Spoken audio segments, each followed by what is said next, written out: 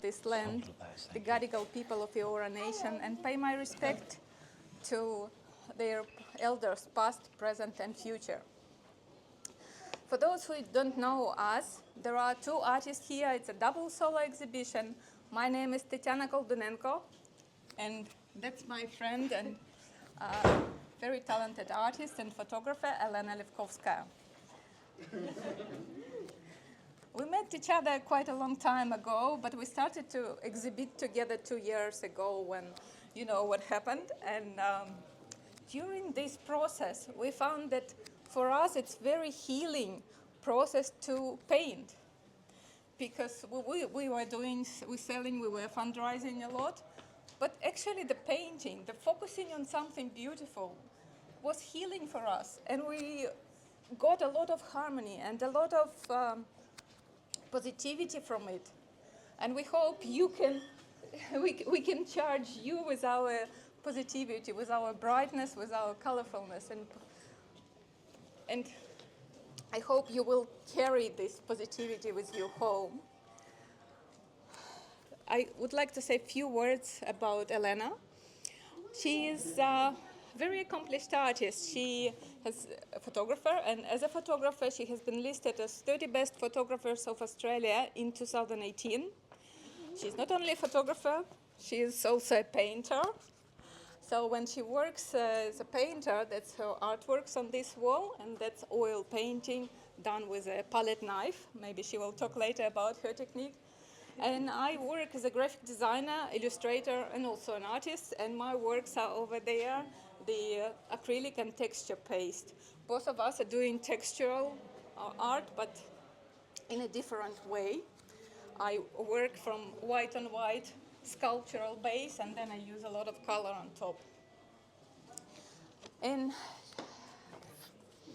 we both are from Kiev, from Ukraine.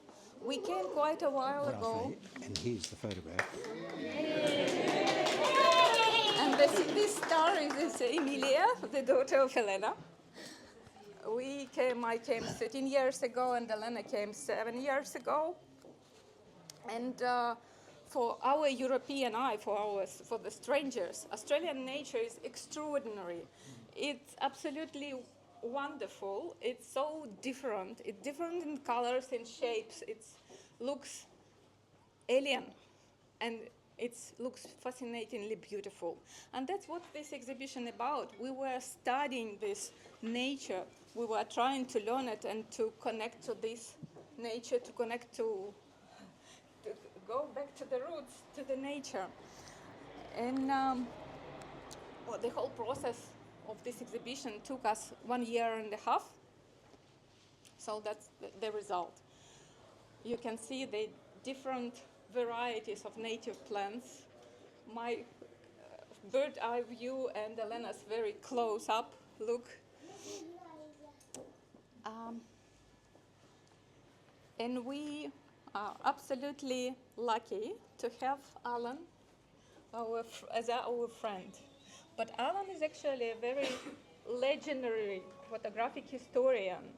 He is Emeritus Curator of Photographs at the State Library of New South Wales, and he was library's first curator from 1989 to 2014, overseeing a collection of more than 1 million images.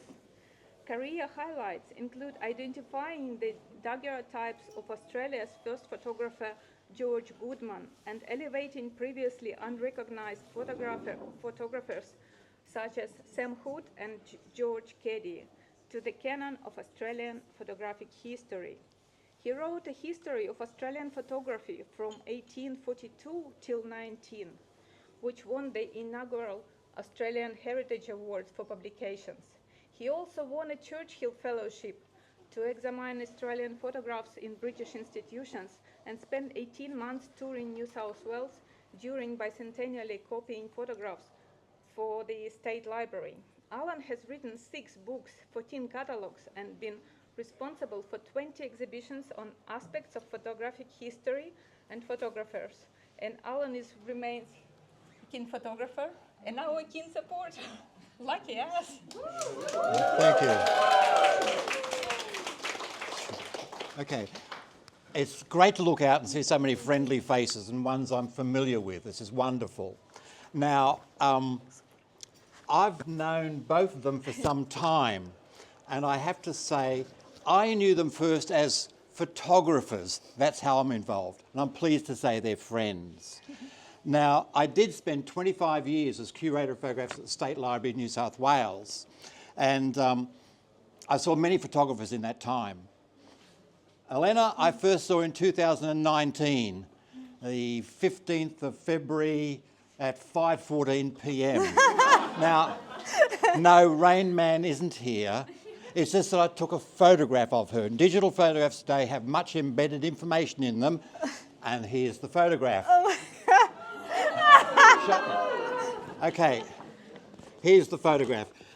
Elena had a little pop-up photographic studio at a function on Valentine's Day and recorded everyone around her at the time. It's just wonderful, isn't it, that the other person being photographed is Tanya. And I have been a presenter of that event. Yeah. Now, I'm happy to record this photograph because, in fact, images of photographers at work are quite rare. I can't imagine why, but that's what happens. So I'm happy to record it. Now, I am not familiar with double solo exhibitions. So you'll have to forgive me if I sort of dart back and forth a bit between the artists. It's a very unfamiliar territory to me. Now, I always chat to photographers, always. And Elena very kindly invited me to a group showing in which she was exhibiting her work at a, how can I put it? It was a very old movie theatre in Campsie, and it was mostly students. It was full to the brim with, there was everything. There was photographs, sculpture, fashion, drawings, paintings, jewellery and mixed media at various standards, various quality, with a very zany group of people. And I have to say, that's the sort of thing that keeps me young and gives me anecdotes to talk about. So it was great to go there. Of course, there's a lot of student work, but one photographer stood out, and I went back to her stall twice. Now, if I ever do that to a photographer, it's important. It means it's interesting. She was busy photographing. I always took it to be her friends, but I now know it was people she dragged off the street who later became her friends, and there's one here now. And she photographed them in various styles of old paintings. And there's a great sense of humour about them, and that attracted me immediately. But also I could see something about the photographer. She had a vision and she was going for it. That's really important. So you imagine, as soon as I got home, Dr. Google, who is this person?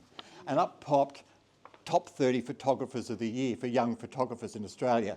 Of course, absolutely. Now, I can't be certain when I first met Tanya. I thought it was 2016. She thinks it's 2015. I'll go with the earlier date. And it's simply because she was photographing for the local Ukrainian newspaper. And if there was a Ukrainian function, she was there. So was I. And we did chat over various things to do with photography. Sometimes she'd borrow photographs I would have taken to publish. Now, she leapt into my radar in March of 2018 in a big way. She organised an incredible exhibition of Ukrainian embroidery costume in the National Gallery in Canberra. Now, the feat of taking 17 models down there was big enough. But what she did, she gave them amazing vinok, which she'd made herself, the headdresses. Incredible. It was kilos of jewellery these girls got to wear. And it was a fabulous, fabulous day. I know all about it because Tanya made sure I was there taking photographs. Now, I got to say, even ordinary girls wearing Tanya's vinok look like Ukrainian icons. It was fabulous to see. Now, 2 months later, in Lidcombe, Tanya walked in and gave a demonstration and a lecture about Petroglyph painting, the great decorative floral art of Ukraine. I didn't know much about it, but I was entranced. So much so that a little bit later, I actually bought one of her works because it was gorgeous. She was a talented painter, I learned for the first time. Now, I can only describe Tanya as a creative powerhouse and a force to be reckoned with.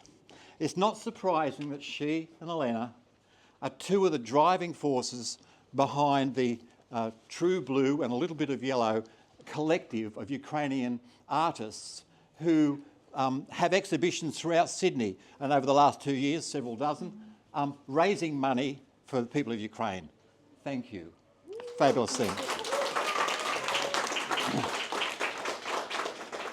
Now, here's a bit of a shock for a few people here. I adore this exhibition. It's so much about Australian flora. I'm sixth generation Australian. I used to be a mad bushwalker, so I love the bush. But I have to confess something. I'm actually a trained botanist. I spent 4 years of botany at the University of Sydney and at the Australian National University in Canberra. My specialty was eucalypts.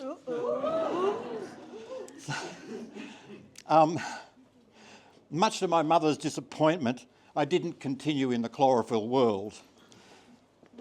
But to my surprise, it seems I still retain that sort of botanical lingo. I remember looking at one of Elena's paintings of the bark all peeling away, and the word coriaceous leapt into my brain. I mean, it's 50 years since I've used such a word. It's a technical word meaning leathery for describing botanical things. Like, for instance, a rhododendron leaf is coriaceous. Where did that word come from? It's extraordinary. It's still there. But what amazes me about this double solo exhibition is that both artists have welcomed their environment. I mean, they've seen the beauty within. Most migrants coming to Australia are horrified by the bush. It's this grey-green, scary, sort of alien environment. And that's understandable. It is. But you get to appreciate it little by little. Now, Australia, I mean, the Sydney Hawkesbury sandstone has given rise to this extraordinary, tough vegetation. But I say to everyone who finds it alien, look at the detail in it, as our artists have, and you will start to appreciate the whole. The Australian bush is wonderful. Now, I worked in the picture section of the State Library for 25 years, and I was surrounded by great paintings of Australia taken by British and European artists of the 19th century, the John Glovers, the Eugene von Gerards and so on. But I have to say there's a whole pile of others who really clearly found it difficult to handle the Australian landscape with their picturesque style. I've never seen so many weird paintings of eucalypts before. Now, you understand there's about 700 different eucalypts in Australia, and they comprise about 3/4 of our sort of forest cover. So if you're interested in doing the bush, you have to be able to draw a gum tree. It's vital. It's a technically difficult thing to do. And I have to say, Tanya's a highly technical painter and designer. And she's got a wonderful colour palette. You'll see some material on here. Her paintings have a very distinctive three-dimensional surface quality. Get down close and have a look at them. They reward you with close examination. They are three-dimensional in close-up. Now, I was so pleased that one of her paintings she labelled subtle treasures, which is what I've been saying. Which is what I've been saying about the Australian bush forever. They're subtle treasures. You have to take them in slowly.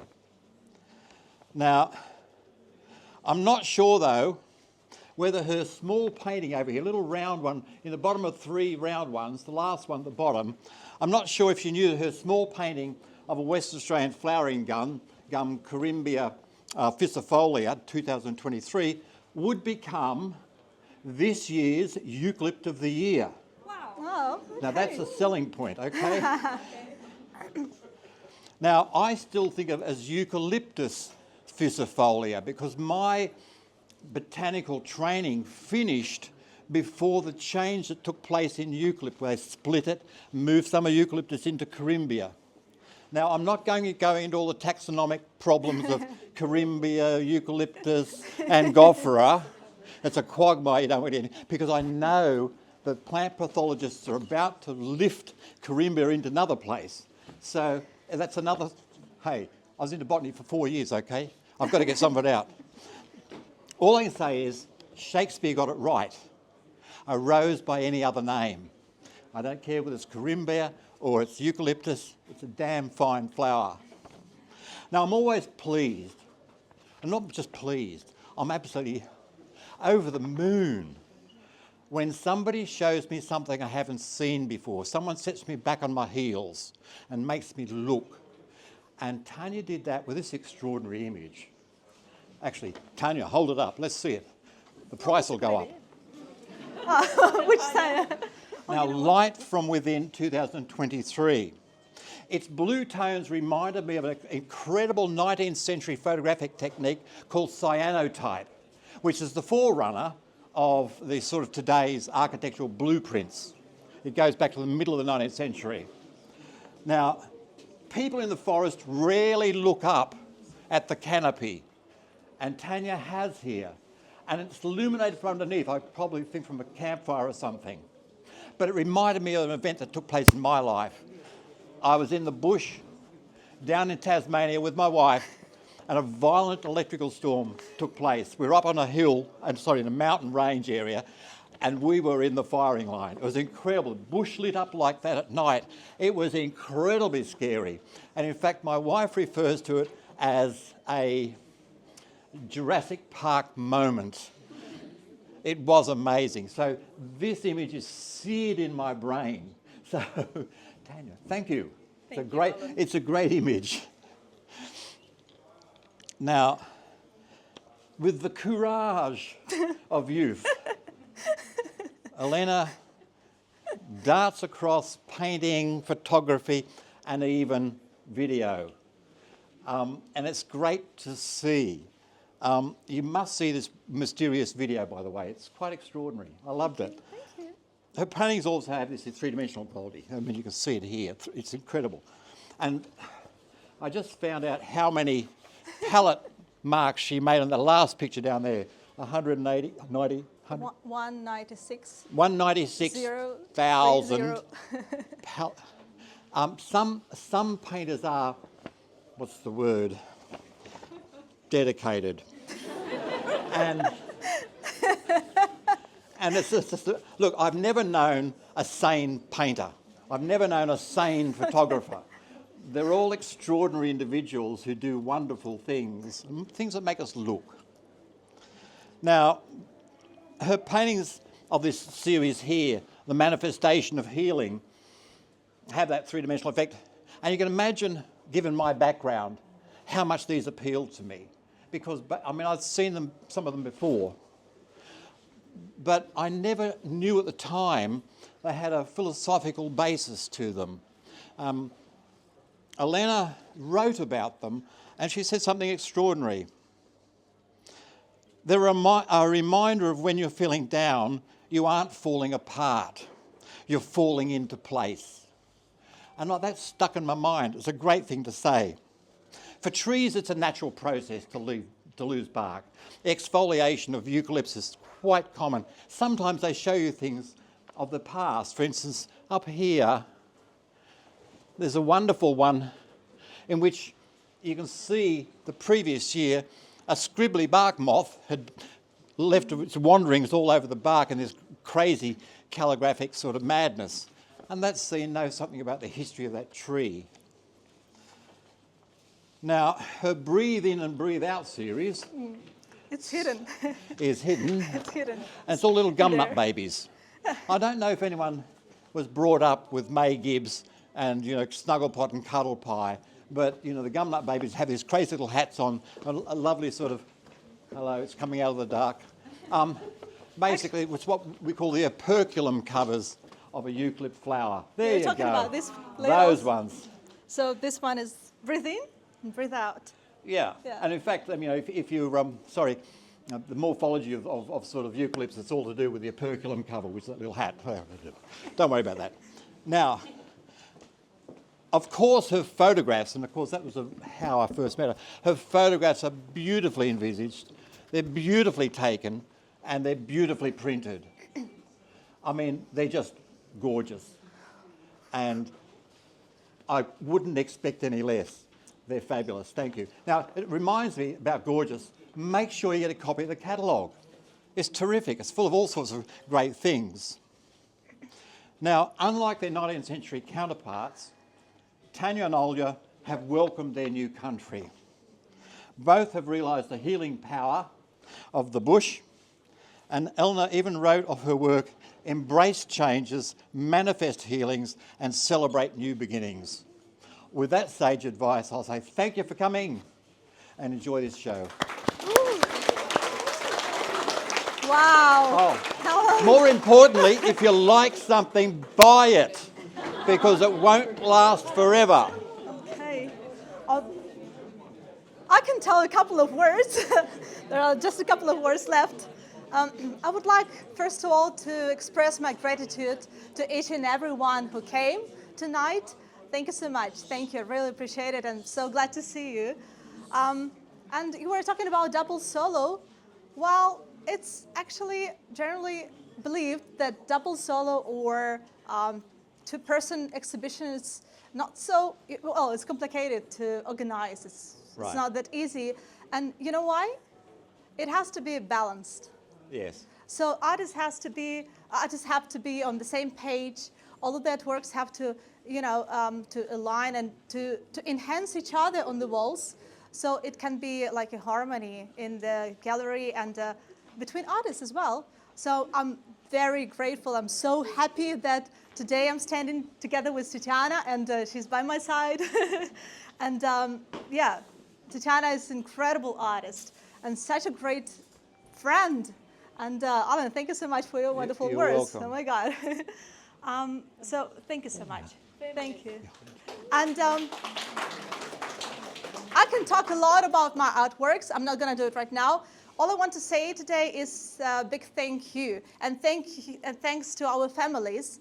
Without them, it wouldn't happen. Absolutely. And Elena has an incredible family who was helping her to do all these wonderful things. She knows everything.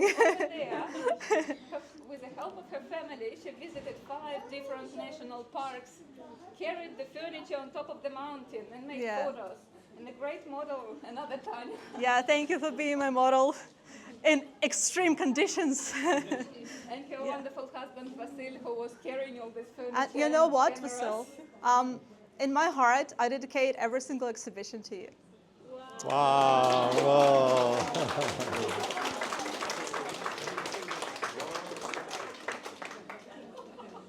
And without them, we wouldn't be able to do it. So thanks again.